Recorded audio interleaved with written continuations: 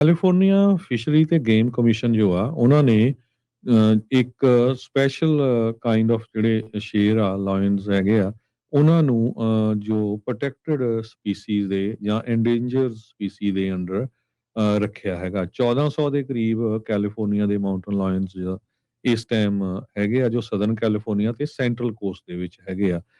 ਕਹਿੰਦੇ ਭਈ ਜਿਹੜੇ ਵਾਈਲਡ ਲਾਈਫ ਦੇ ਆਫੀਸ਼ੀਅਲਸ ਆ ਇਹ ਕਹਿੰਦੇ ਆ ਵੀ ਇਹ ਜਿਹੜੇ ਸਾਰੇ ਲਾਇਨਸ ਹੈਗੇ ਆ ਇਹ ਇੱਕ ਤਰ੍ਹਾਂ ਨਾਲ ਰਿਜ਼ਕ ਦੇ ਉੱਤੇ ਹੈਗੇ ਆ।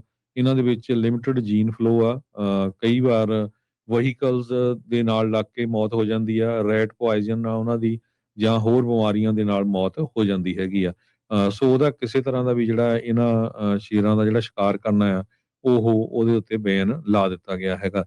ਕੈਲੀਫੋਰਨੀਆ ਫਿਸ਼ਰੀ ਤੇ ਗੇਮ ਨੇ ਜਨੈਨੀਮਸਲੀ ਵੋਟ ਕੀਤਾ ਇਸ ਮੁੱਦੇ ਦੇ ਉੱਤੇ ਜਿੱਥੇ 6 ਦੇ ਕਰੀਬ ਜਿਹੜੇ ਆਈਸੋਲੇਟਡ ਪੂਮਾ ਪਾਪੂਲੇਸ਼ਨ ਆ ਸਦਰਨ ਕੈਲੀਫੋਰਨੀਆ ਤੇ ਸੈਂਟਰਲ ਕੋਸਟ ਦੇ ਵਿੱਚ ਉਹਨਾਂ ਨੂੰ ਸਟੇਟ ਲਾ ਦੇ ਅੰਡਰ ਐਂਡੇਂਜਰਸ ਸਪੀਸੀਜ਼ ਗਰਦਾਨ ਦਿੱਤਾ ਗਿਆ ਹੈਗਾ ਆ। ਪਬਲਿਕ ਮੀਟਿੰਗ ਕਮਿਸ਼ਨਰ ਐਰਿਕਾ ਜ਼ੈਵਲੈਟਾ ਜੋ ਆ ਉਹਨਾਂ ਨੇ ਦੱਸਿਆ ਵੀ ਇਹ ਇਮੀਨੈਂਟ ਐਕਸਟੈਂਸ਼ਨ ਇੱਕ ਤਰ੍ਹਾਂ ਦੇ ਨਾਲ ਵੀ ਖਤਮ ਹੀ ਹੋ ਰਹੇ ਹੈਗੇ ਆ।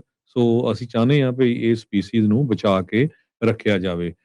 ਇਹ ਜਿਹੜੇ ਲਾਇਨਸ ਹੈਗੇ ਆ ਇਹ ਬੇ ਏਰੀਏ ਤੋਂ ਲੈ ਕੇ ਯੂਐਸਏ ਮੈਕਸੀਕੋ ਬਾਰਡਰ ਤੱਕ ਕਈ ਜਗ੍ਹਾ ਲੋਕਾਂ ਨੇ ਜਿਹੜੇ ਆ ਦੇਖੇ ਹੈਗੇ ਆ। ਸੋ ਖਾਸ ਕਰਕੇ ਕਈ ਜਦੋਂ ਕਿਤੇ ਰੋਡ ਕ੍ਰਾਸ ਕਰਨੀ ਆ ਕਾਰ ਦੇ ਨਾਲ ਐਕਸੀਡੈਂਟ ਦੇ ਵਿੱਚ ਜਾਂ ਰੈਟ ਪੋਇਜ਼ਨ ਦੇ ਨਾਲ ਡਿਸੀਜ਼ ਦੇ ਨਾਲ ਇਹਨਾਂ ਦੀ ਜਿਹੜੀ ਮੌਤ ਆ ਹੋ ਰਹੀ ਹੈਗੀ। ਕੈਲੀਫੋਰਨੀਆ ਫਿਸ਼ਰੀ ਤੇ ਗੇਮ ਕਮਿਸ਼ਨ ਜੋ ਆ ਉਹਨਾਂ ਨੇ ਇੱਕ ਸਪੈਸ਼ਲ ਕਾਈਂਡ ਆਫ ਜਿਹੜੇ ਸ਼ੇਰ ਆ ਲਾਇਨਸ ਹੈਗੇ ਆ ਉਹਨਾਂ ਨੂੰ ਜੋ ਪ੍ਰੋਟੈਕਟਡ ਸਪੀਸੀਜ਼ ਦੇ ਜਾਂ ਐਂਡੇਂਜਰਡ ਸਪੀਸੀ ਦੇ ਅੰਡਰ ਰੱਖਿਆ ਹੈਗਾ 1400 ਦੇ ਕਰੀਬ ਕੈਲੀਫੋਰਨੀਆ ਦੇ ਮਾਊਂਟਨ ਲਾਇਨਸ ਇਸ ਟਾਈਮ ਹੈਗੇ ਆ ਜੋ ਸਦਰਨ ਕੈਲੀਫੋਰਨੀਆ ਤੇ ਸੈਂਟਰਲ ਕੋਸਟ ਦੇ ਵਿੱਚ ਹੈਗੇ ਆ। ਕਹਿੰਦੇ ਭਈ ਜਿਹੜੇ ਵਾਈਲਡ ਲਾਈਫ ਦੇ ਆਫੀਸ਼ੀਅਲਸ ਆ ਇਹ ਕਹਿੰਦੇ ਆ ਵੀ ਇਹ ਜਿਹੜੇ ਸਾਰੇ ਲਾਇਨਸ ਹੈਗੇ ਆ ਇਹ ਇੱਕ ਤਰ੍ਹਾਂ ਨਾਲ ਰਿਜ਼ਕ ਦੇ ਉੱਤੇ ਹੈਗੇ ਆ। ਇਹਨਾਂ ਦੇ ਵਿੱਚ ਲਿਮਿਟਡ ਜੀਨ ਫਲੋ ਆ।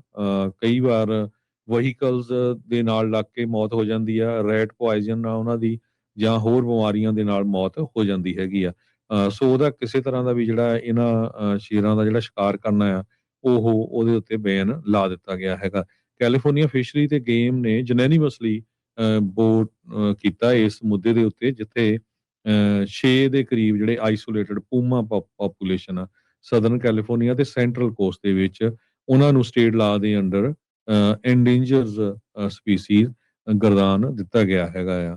ਪਬਲਿਕ ਮੀਟਿੰਗ ਕਮਿਸ਼ਨਰ ਐਰਿਕਾ ਜ਼ੈਵਲੈਟਾ ਜੋ ਆ ਉਹਨਾਂ ਨੇ ਦੱਸਿਆ ਵੀ ਇਹ ਇਮੀਨੈਂਟ ਐਕਸਟੈਂਸ਼ਨ ਇੱਕ ਤਰ੍ਹਾਂ ਦੇ ਨਾਲ ਵੀ ਖਤਮ ਹੀ ਹੋ ਰਹੇ ਹੈਗੇ ਆ। ਸੋ ਅਸੀਂ ਚਾਹੁੰਦੇ ਆ ਵੀ ਇਹ ਸਪੀਸੀਜ਼ ਨੂੰ ਬਚਾ ਕੇ ਰੱਖਿਆ ਜਾਵੇ।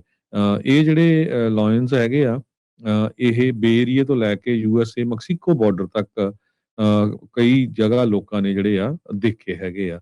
ਸੋ ਖਾਸ ਕਰਕੇ ਕਈ ਜਦੋਂ ਕਿਤੇ ਰੋਡ ਕ੍ਰਾਸ ਕਰਨੀ ਆ ਕਾਰ ਦੇ ਨਾਲ ਐਕਸੀਡੈਂਟ ਦੇ ਵਿੱਚ ਜਾਂ ਰੈਟ ਪੋਇਜ਼ਨ ਦੇ ਨਾਲ ਡਿਸੀਜ਼ ਦੇ ਨਾਲ ਇਹਨਾਂ ਦੀ ਜਿਹੜੀ ਮੌਤ ਆ ਹੋ ਰਹੀ ਹੈਗੀ।